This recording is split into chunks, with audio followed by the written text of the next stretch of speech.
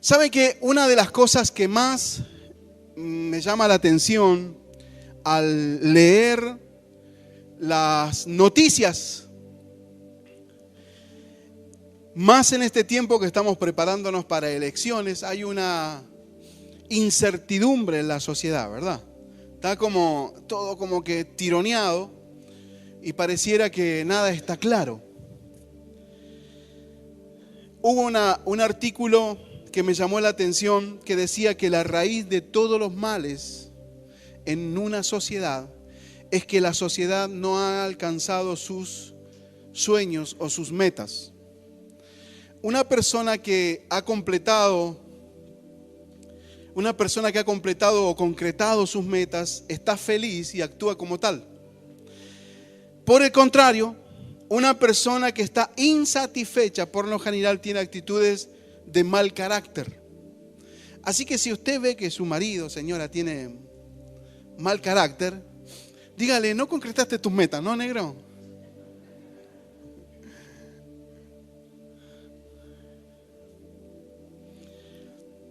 Regularmente la gente que no concretó sus metas o está conflictuada con esto tiene miedo crónico, no suele tomar riesgos, suelen ser vengativos. ¿Usted? No es para acá esta parte de la prédica, cuéntenlo a la gente de Neuquén, de Platier, por esos lados. Odian al punto tal de no llegar a mirar a los ojos a la persona con la que están conflictuadas. Complicado esto, ¿no? No se enamoran. Son complicados para enamorarse. Porque si se enamoran es como que dicen, bueno, pero en total en cualquier momento me va a engañar este. Es como que están asumiendo un estado de fracaso antes que suceda. Y ¿sabe que hay una ley espiritual que dice, que sucedió con Job, que dice lo que más temí me sobrevino? Y una persona que está con miedo, le pasa el miedo que tiene. Sucede el miedo que tiene. Por eso usted debe decir, tengo miedo de tener $10,000. Claro, sea inteligente. Por ejemplo, hay personas que no han podido terminar sus estudios y fueron traicionadas en el matrimonio, están divorciados y viven mal. Y lamentable muchas personas, muchos de ellos, ya no tienen sueños, piensan en que todo se terminó, que ya no hay solución para sus vidas, que nadie los puede amar y hasta se sienten discriminados. Estos son algunos conceptos que saqué de un estudio que habla sobre la sensación de fracaso o sensación de sentir que no logras tus metas. ¿Alguna vez le pasó esto o fue el único que vio que uno se siente como frustrado porque qué onda con esto? Voy a la iglesia, canto y declaro, acá tengo leña y tengo fuego y tengo hambre también y no pasa nada. Llego a casa y sigue todo así como que no, como que todas las cosas siguen igual, nada cambia, nada sucede, cada vez van peor las cosas. ¿No le pasó? Veo que no soy el único, qué bueno, ¿no? Mal de mucho, consuelo de tontos, como dicen.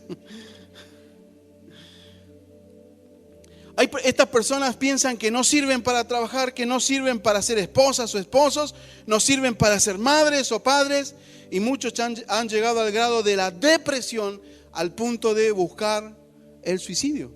Mire si no es grave. Estas personas son personas que no tienen motivación para vivir. Ahora, la buena noticia es que en medio de esta circunstancia, Dios tiene una respuesta. ¡Ay, qué pobre que le salió esta!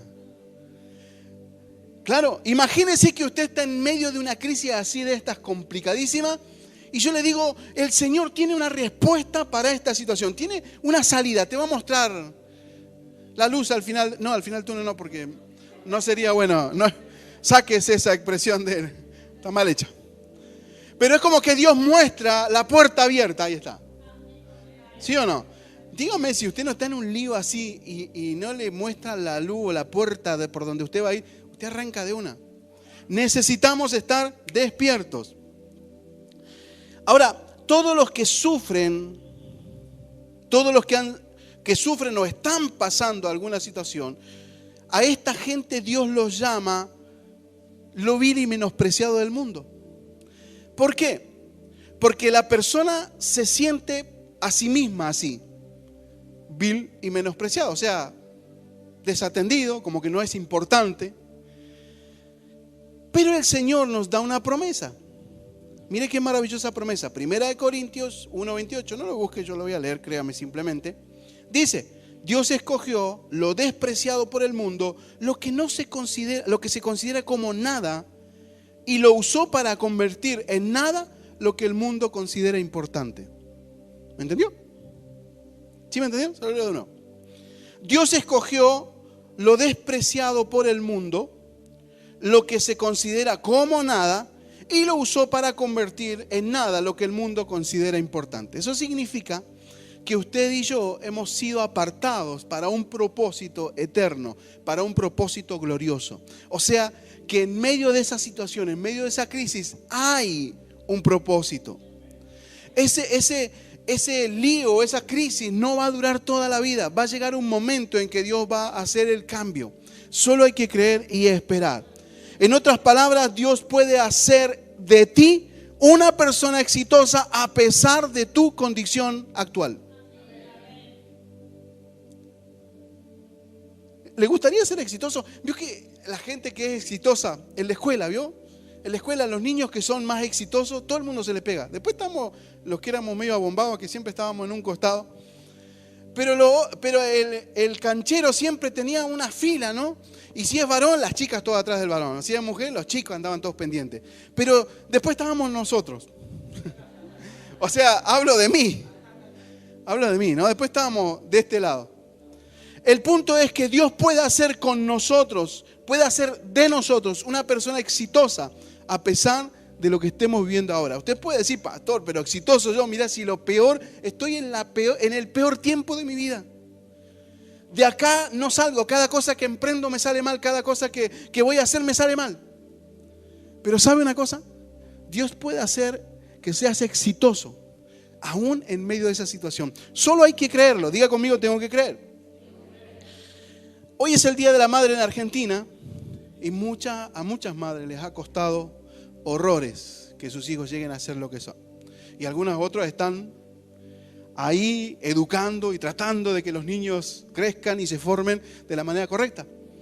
Pero si hablamos de madres que ya tienen sus hijos grandes, yo sé que han hecho. Y yo sentía mientras armaba esta prédica, sentía que el Señor decía: yo he visto tu sufrimiento, he visto lo que hiciste para que tus hijos estén donde están. Yo he visto todo lo que has hecho. Y sabe, a los ojos del Señor jamás quedan escondidas todas esas acciones. No pasan desapercibidas. El Señor siempre tiene una buena respuesta a todo el accionar que las madres hacen.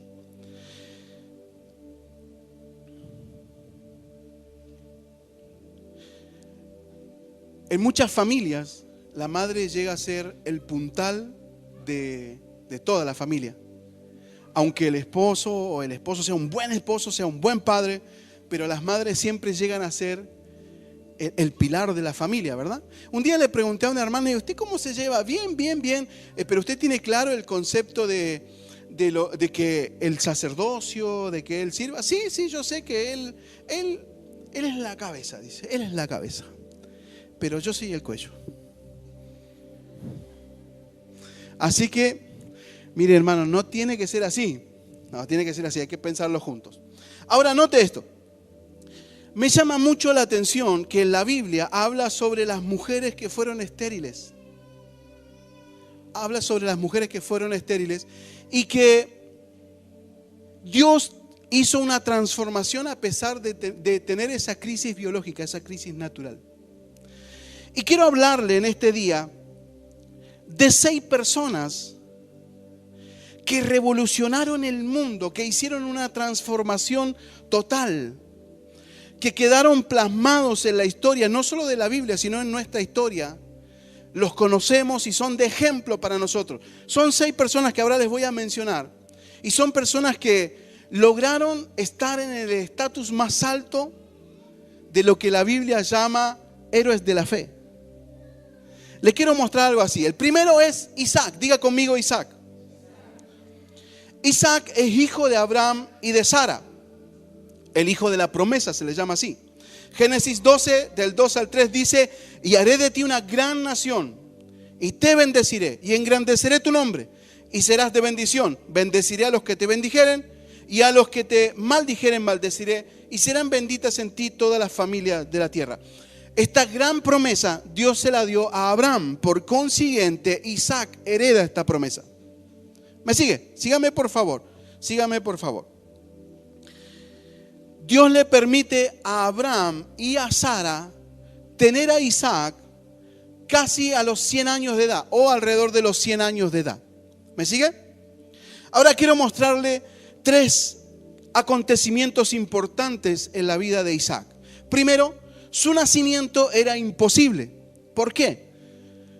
Porque sus padres eran de edad avanzada y no podían tener hijo. Segundo, sobrevive a la ofrenda en el monte Moriah, donde él mismo era la ofrenda. ¿Me sigue? Y tercero, se casa con Rebeca. Diga conmigo Rebeca. Para continuar con la promesa que Dios le había dado a su padre Abraham. Ahora, producto del enlace de Isaac con Rebeca, nacen 2 hijos. Eran gemelos, Esaú y Jacob. Aunque Esaú era el que nació primero, teniendo los beneficios de la primogenitura, perdió ese privilegio al ser engañado por Jacob, su hermano, cuando le cambió la primogenitura por un plato de comida. Quiero que me siga, yo quiero irlo metiendo en la historia. Ahora, ese conflicto le generó a Jacob tener que irse a vivir a otro lugar, y llegó a las tierras de Labán, su tío, y allí conoció a quienes fueron sus esposas. Note esto, y le quiero aclarar, hermano, porque dice a quienes eran sus esposas. Él tenía 2 esposas y 2 concubinas. Antes se podía, ahora no se puede. Dígale al... No se puede. No se puede. Entonces, Jacob tiene 2 esposas y 2 concubinas. Ya estamos en Jacob, hijo de Isaac.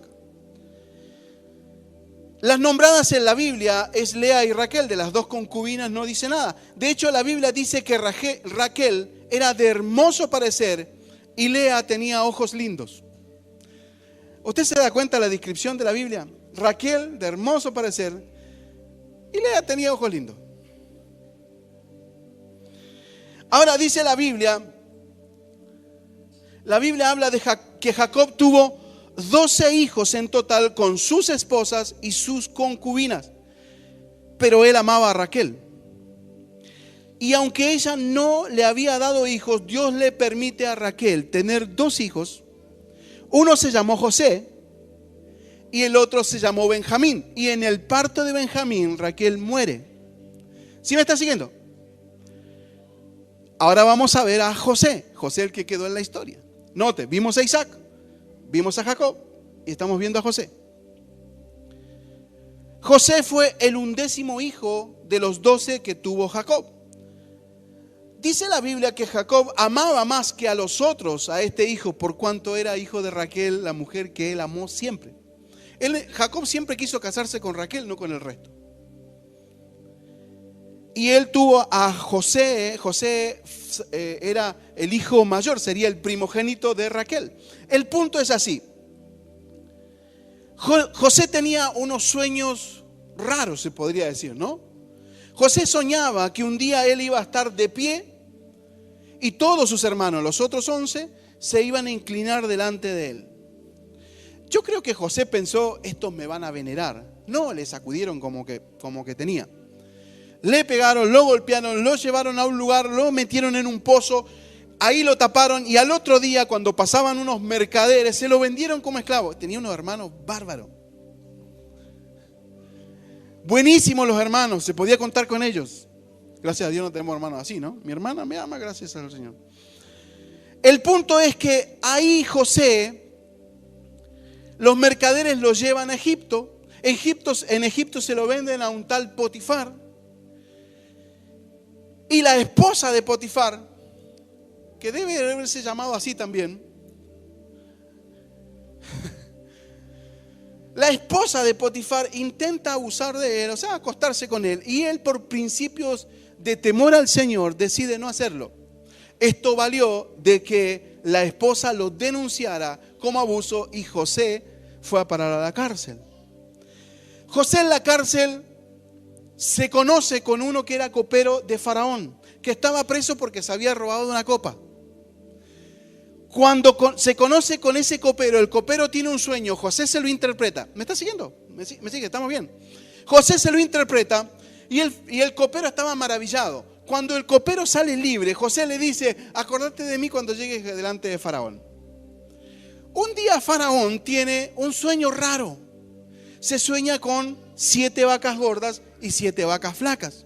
Entonces el Faraón buscó quien le interpretara el sueño. El punto es que no había nadie. Entonces en una de esas el copero se acuerda y dice: Faraón, ¿sabe una cosa? Allá en la cárcel hay uno que se llama José que interpreta sueños. Tráiganlo. José sale de la cárcel, lo llevan delante de Faraón, le interpreta el sueño a Faraón, le dice cuáles son las 7 vacas gordas y las 7 vacas flacas, que no había que ser demasiado profeta para darse cuenta que era el tiempo bueno y el tiempo malo, pero bueno, le valió a que Dios permitió que José pudiera interpretar eso, y José quedó como segundo al mando en todo el imperio. O sea, estaba Faraón, luego estaba José. Ahora, ¿por qué sirvió esto? Porque José, como sucedió el tiempo de las 7 vacas gordas, el tiempo bueno, y después comenzó el tiempo de vacas flacas, el tiempo de crisis llegó a la región. Y lo que pasó es que los hermanos, los familiares, Jacob y los hermanos de José, vivieron la crisis. Entonces, ¿qué hizo José? Mandó a buscar a su familia y la trajo a Egipto. Faraón les da un lugar para que ellos vivan y comienzan a formarse lo que conocemos hoy como la gran nación de Israel. ¿Usted me va siguiendo? Vimos a Isaac, Jacob y José. Ahora note que en estos 3 personajes que acabamos de ver, estos 3 personajes crearon lo que hoy conocemos como la gran nación de Israel. Esto es maravilloso. Ahora note el cuarto personaje que vamos a ver, y se llama Samuel. Samuel es uno de los hombres más importantes de la Biblia. Él fue profeta y sacerdote y luego en su vejez fue juez. Samuel tuvo el privilegio de ungir al primer rey de Israel, a Saúl, y tuvo el gran privilegio de ungir al segundo gran rey de Israel, que fue el rey David. Dígame si no fue una asignación importante. Dice la Biblia que su padre fue Elcaná y su madre era Ana. Eran de la tribu de Leví. La historia la podemos encontrar en el primer libro de Samuel, en la Biblia. Dice el comentario: fue consagrado al nacer. En su niñez fue llevado a Silo para que sea educado por el sacerdote. En su adolescencia escucha la voz audible de Dios y en su madurez fue profeta, juez y ungió a estos reyes.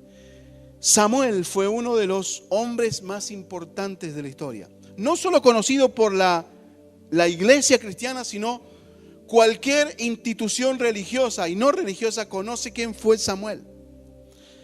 El quinto hombre fue Sansón. Sansón lo hemos visto en películas, lo hemos cantado en la escuelita dominical. Dice la Biblia, su padre era Manoa y el nombre de su madre la Biblia no lo revela. Lo trascendental es que Dios usó a este varón para terminar con 40 años de sometimiento y abuso por parte del pueblo filisteo. O sea, hizo una liberación, fue un libertador. Sansón se caracteriza por poseer una figura recia y una fuerza extraordinaria para combatir contra sus enemigos. Sansón llevó a cabo actos heroicos inalcanzables para gente común.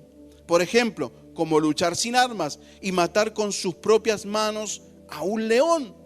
Acabar con todo un ejército con tan solo la quijada de un burro.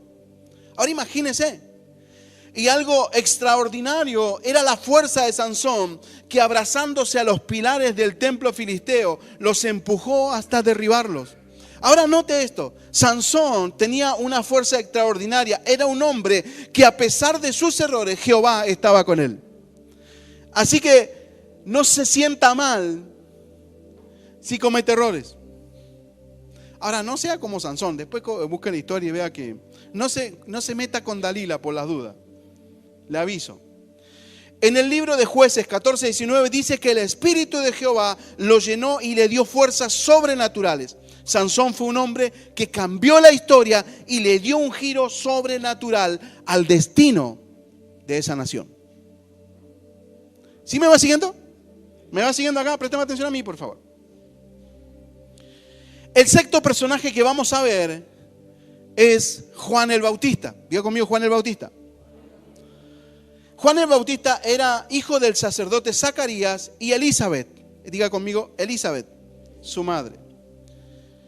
Ahora Juan dice de sí mismo: yo soy solo una voz que clama en el desierto, anunciando que estaba el Mesías entre el pueblo. Juan tuvo el privilegio de bautizar a nada más y nada menos que al Señor Jesús. Dígame si no fue maravilloso. Un hombre extraordinario.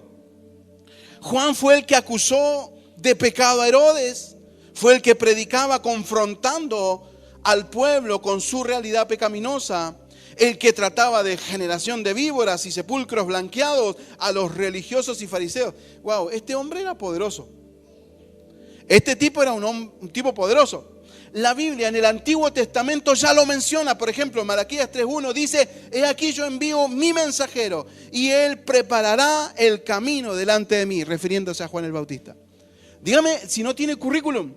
Ahora, el mismo Jesús, en Mateo 11, 9, 10, dice: no es un simple profeta, es más que cualquier profeta.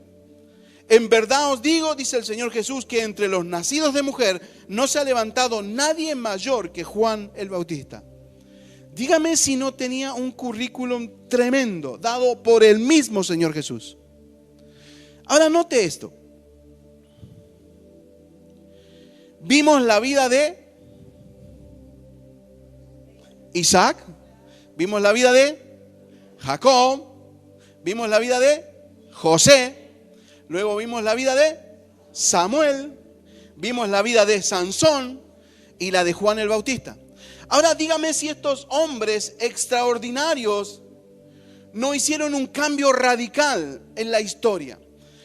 Tal vez usted no la conoce toda la historia porque no se ha puesto a leer la historia bíblica, pero le animo a que busque estos personajes y los lea, porque es maravilloso todo lo que Dios hizo con ellos. Ahora, de los tres primeros, Isaac, Jacob y José, Dios formó la gran nación de Israel. Pero de Samuel, Sansón y Juan el Bautista, Dios dirigió a la nación hasta que llegó el Señor Jesús. Ahora, toda la historia del Antiguo Testamento está basada en estos 6 personajes.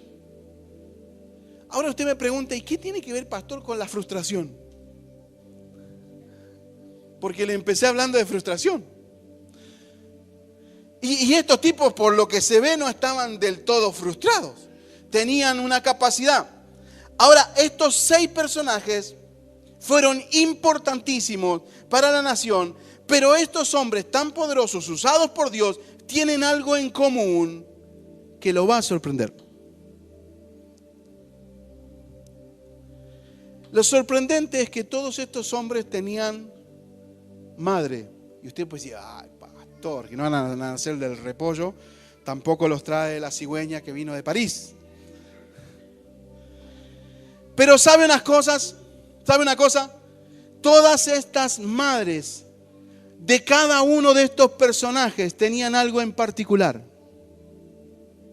Quiero que me presten mucha atención. Por ahora, por favor, no se distraiga. Las madres de estos personajes tenían algo muy importante que las hacía.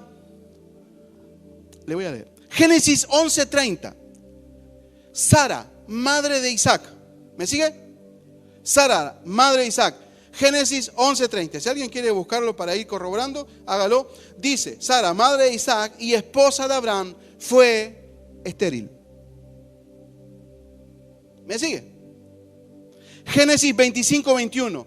Isaac oró y al Señor en favor de su esposa Rebeca, madre de Jacob, porque era estéril. ¿Me va siguiendo? Génesis 29:31. Cuando el Señor vio que Lea no era amada, le concedió hijos, mientras que Raquel, madre de José, permaneció estéril.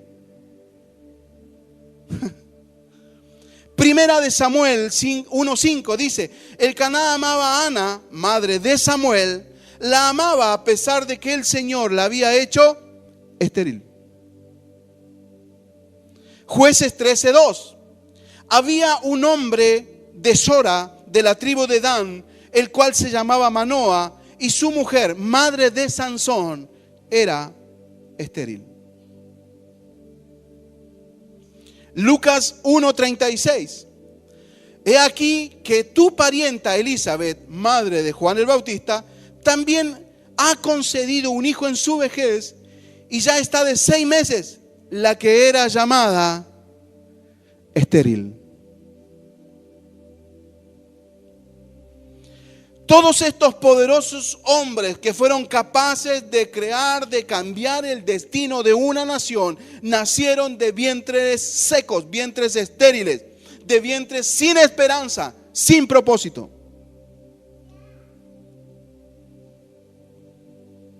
El problema es que nosotros a veces pensamos que Dios no puede hacer nada conmigo porque no estoy preparado, porque no tengo cómo. No terminé los estudios, no tengo esto, tengo un montón de crisis. Pero el Señor hizo grandes milagros con estas mujeres que eran estériles. De vientres estériles Dios se valió para sacar a los hombres que revolucionaron la historia bíblica. La gente del Antiguo Testamento hasta el Señor Jesús, todos fueron hijos de madres estériles, de gente que no tenía oportunidad, de gente que no tenía la capacidad de concebir. ¿Sí me sigue?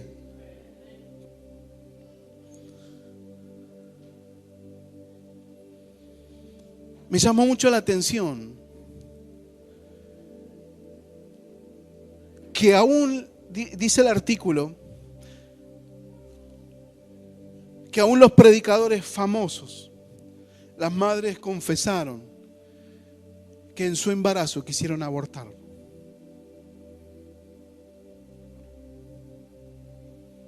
Quien les habla es producto de un adulterio. Y al tiempo de haber nacido, mi mamá me abandonó en una zanja. Y me encontraron mis hermanos. Y hoy estoy hablándole una palabra poderosa de verdad. Acá hay gente que no fue deseado, no fue planificado. Pero eso no significa que Dios no vaya a hacer algo grande contigo. ¿Sabe cuál fue la diferencia entre estas madres estériles? Es que pusieron su confianza en el Señor. Ellas no confiaron o no pusieron su queja en su cuerpo. De hecho, la Biblia dice que Ana lloraba en el altar y hasta la trataron de borracha. El sacerdote no entendía nada, pero Ana lloraba y le decía: Señor, yo creo en tus milagros. Yo creo que puedes hacer un milagro con este vientre seco. Yo creo que puedes hacer algo. Y sabe una cosa, dice la Biblia que Dios le escuchó. Y Dios le concedió a Samuel, un hombre que revolucionó la historia. Un tipo que ungió reyes. Tal vez hace poco o antes o no sé cuándo te enteraste que eras adoptado o que no te habían querido tener.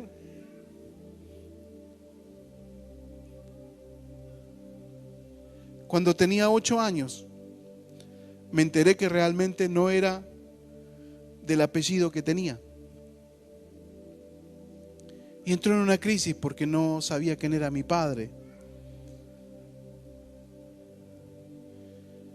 El asunto es que Dios, el Señor está por sobre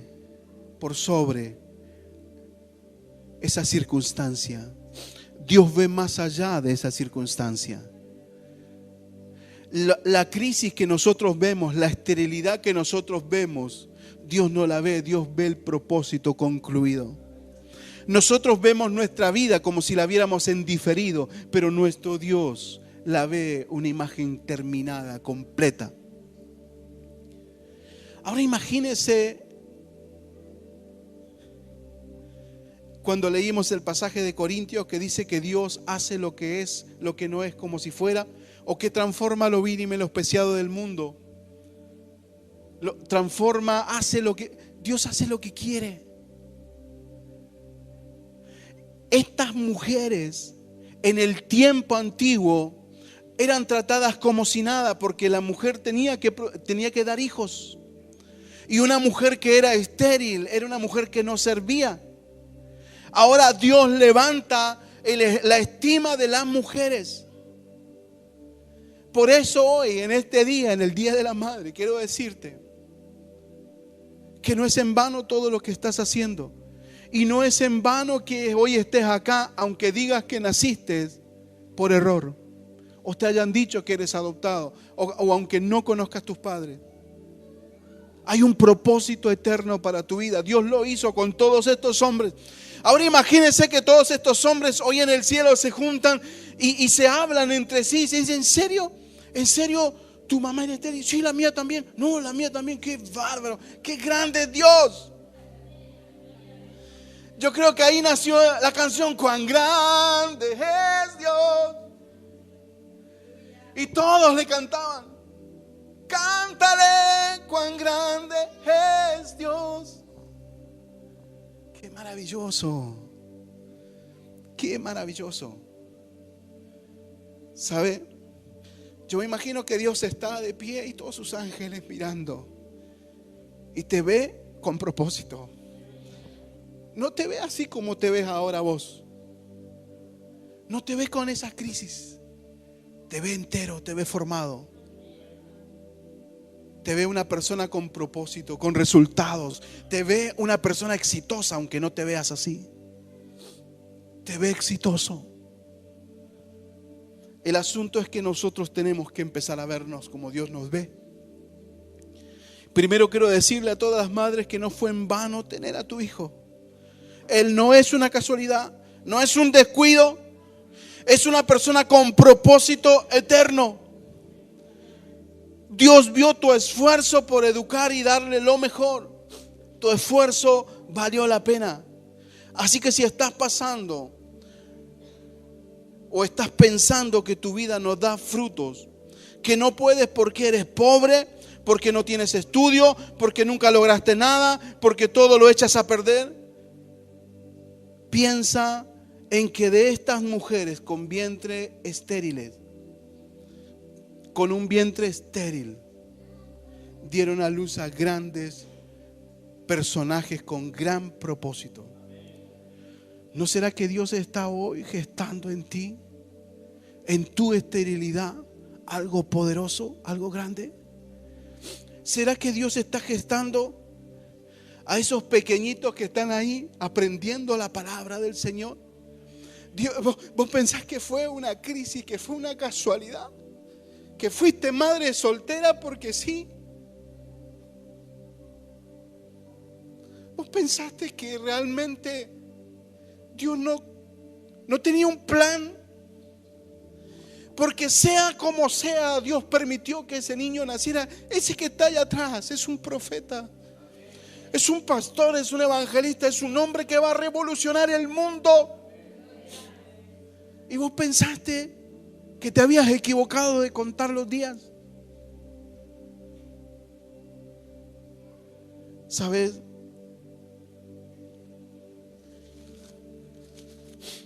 Lo que tenían en común todas estas mujeres era que a pesar de su esterilidad confiaban en Dios. Hay gente que perdió toda esperanza de llevar adelante, por ejemplo, un ministerio. Son gente que tienen un gran llamado de Dios, pero por circunstancias de la vida dejaron caer lo que Dios les había dado. Y ahora están por la vida sin rumbo, mendigando la unción de otros.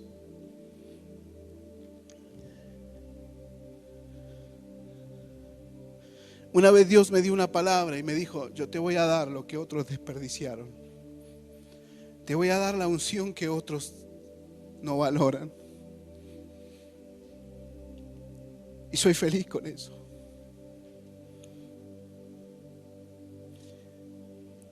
Una vez unos pastores me dijeron: lo que pasa es que vos tenés la iglesia de las migajas, de lo que cae de la mesa. Hablando despectivamente de la gente que llegaba con nosotros. Pero a mí el Señor me dijo: yo te voy a dar la unción que otros no valoran. Esa unción te voy a dar y voy a levantar algo grande. Y yo le creo al Señor. Yo le creo a Dios. Con esos despreciados, menospreciados por el mundo, hemos levantado 7 iglesias en la cordillera y vamos a seguir avanzando hasta que la vida se apague. Pero el Señor nos ha dado la bendición de tener esos que para otros no valen nada. Para el Señor y para este lugar tienen gran valor. Ahora, este mensaje no es solo para mujeres, sino para todo aquel que piensa que perdió su propósito. Lucas 23:29 dice: porque vienen días en que dirán: dichosas o bienaventuradas las estériles, los vientres que nunca concibieron, los senos que nunca amamantaron. Isaías 54:1 dice: regocíjate, oh estéril, la que no daba a luz, levanta canción y da voces de júbilo, la que nunca estuvo de parto, porque más son los hijos de la desamparada que los hijos de la casada, ha dicho el Señor. Esta es la promesa para la iglesia. Si pensaste que no daba frutos, mira el vientre de estas mujeres y vas a ver que aunque estés en la peor crisis, en el peor estado de infertilidad, no das resultados, nada te sale bien, déjame decirte que en medio de esa crisis Dios va a sacar un milagro, como fueron estos 6 personajes. Póngase de pie, por favor, y apláudale a Dios fuerte. Dios tiene un milagro para nosotros.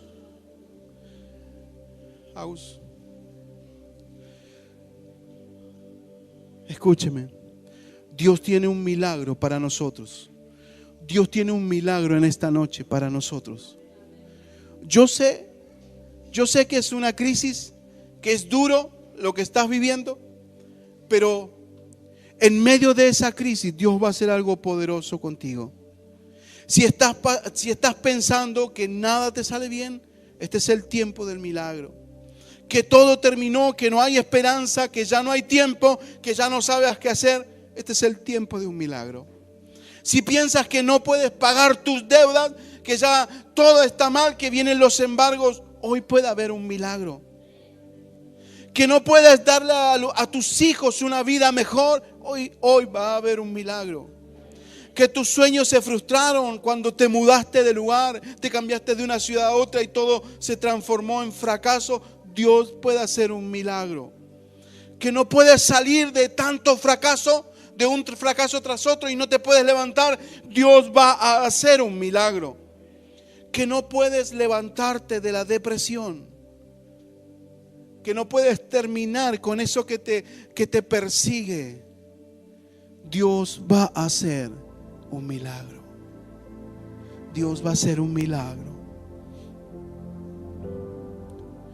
Sara, Rebeca, Raquel, Ana, la madre de Sansón, que la Biblia no le puso nombre, Elisa, pero confiaron en Dios y el Señor les dio vida.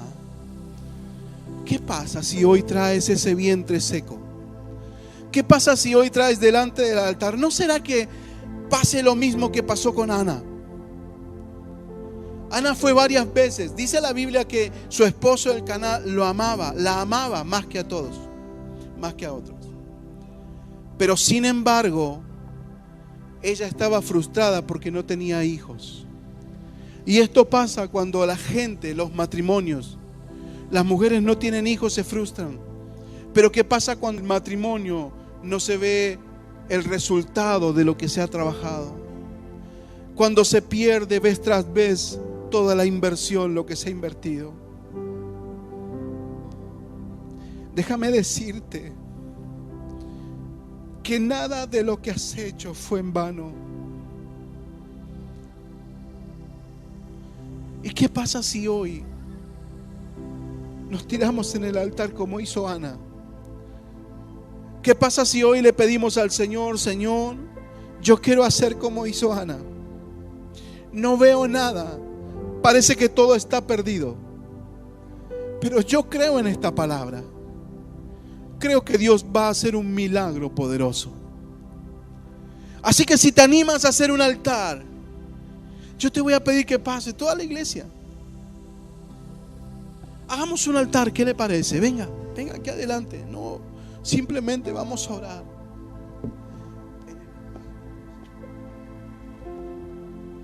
En el altar te conocí. Señor, nosotros queremos en esta hora, queremos realmente poner nuestra vida delante de tu presencia.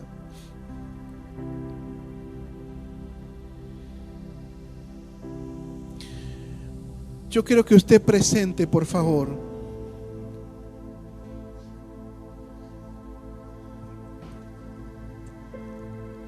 ¿Sabe que Ana fue llamada como loca? A Ana le dijeron que estaba loca. A Ana le dijeron que estaba loca. Deja de llorar, estás borracha, le dijeron. Pero ¿qué importa cómo te vea el resto? ¿Qué hay si Dios hoy derrama ese milagro que estás necesitando? ¿Qué pasa si Dios derrama ese milagro que estás necesitando?